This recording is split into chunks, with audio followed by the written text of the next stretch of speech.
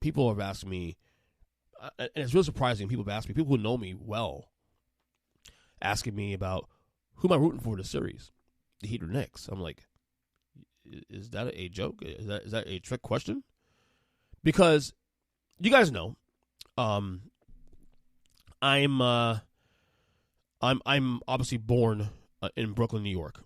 Okay, you know, all my sports teams I root for are mostly New York. In football, in the NFL, I root for the Giants. In baseball, I root for the Mets. In hockey, I root for the Rangers. All New York.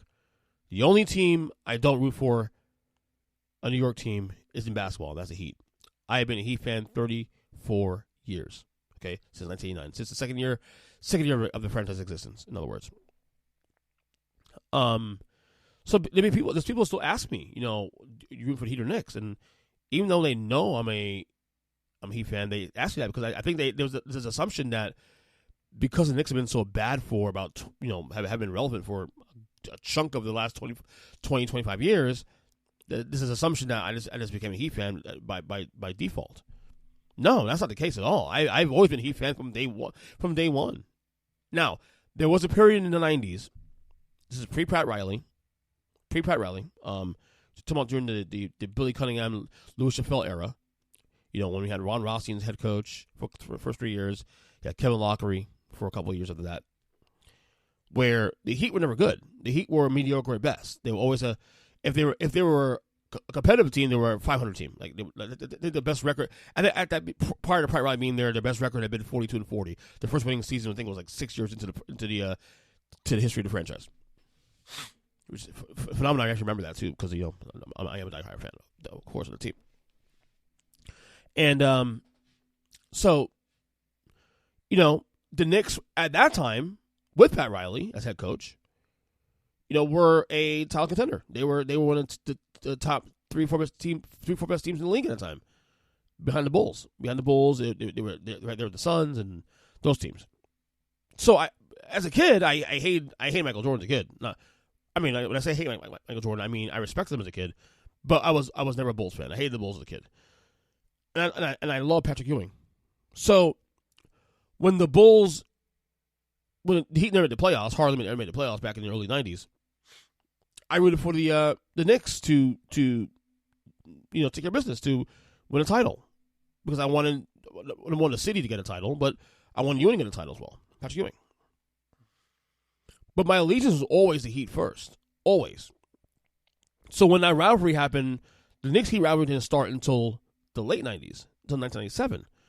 Now, at this point, Pat Riley has now left New York, come to Miami, both as president and head coach, okay? Changed the culture, traded with Glenn Rice. The reason I became a Heat fan in the first place, Glenn Rice, for Alonzo Mourning, that famous trade with the Hornets. And that's where my even though I was I didn't mind the Knicks at the time because I love Ewing, and I root for and if the Heat were in the playoffs, I root for the Knicks obviously to do well. It wasn't until after Patrick Ewing got unceremoniously traded away from the team and was treated like crap by the franchise that I just started to hate the Knicks.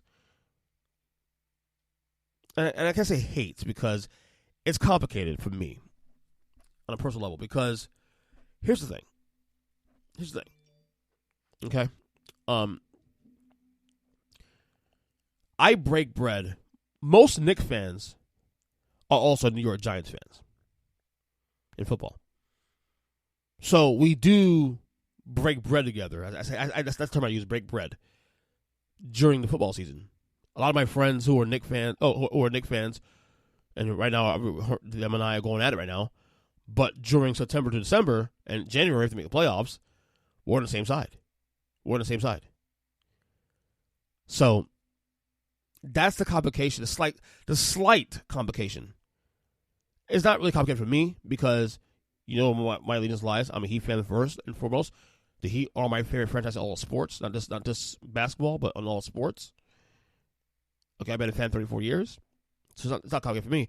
But there is the personal weird angles of, friends of mine who are Giant fans also will love the Knicks. So we kind of Well, good. Well, on the same side, half the year, and then another half the year we're not on the same side. And we haven't had a Heat Knicks series of really significance in a long time. I mean, like these two teams played 11 years ago in the playoffs, and the Heat, during the LeBron era, and the Heat won in 5 games. Come on, the Knicks were, even when they were decent, they were not on the level of the Miami Heat. Come on, they were not beating LeBron, Wade, and Bosh. Let's stop that. But there is a slight personal complication with that, and it's only with the fact that the fan bases, there's a cross section, But the Knicks have been, the Knicks have relatively been a bad franchise for the last 20-something years. They've been really bad. In the last 13, maybe 12 years. No, sorry about that. Last 20 years, they've made the playoffs, 3 or 4 times? And maybe of those 4 times, maybe twice it was significant. This year being one of those years. You had a little bit of like a 2-year run when Carmelo Anthony was there in the early aughts, where they won the first round series against Boston. First series win in 10 years. And then they haven't won a first round series till this year. I'm kind of going back and forth now on Twitter, because the thing about Knicks fans too, especially, as I've learned through the years, and yeah, I'll admit, as a Heat fan, I've gotten spoiled. A couple titles, last 15 years, 3 championships. Always and if not a championship team, certainly a playoff team, playoff regular, virtually every year, or at least with a chance to go to the finals every year. The Knicks have not been there for a long time. They haven't been in the finals since 1999. Okay, they have been playoff regular in decades. So there's a lot of trash talking. I'm engaging in. On Twitter, on social media. It's all good and fun. Some of my friends too, especially.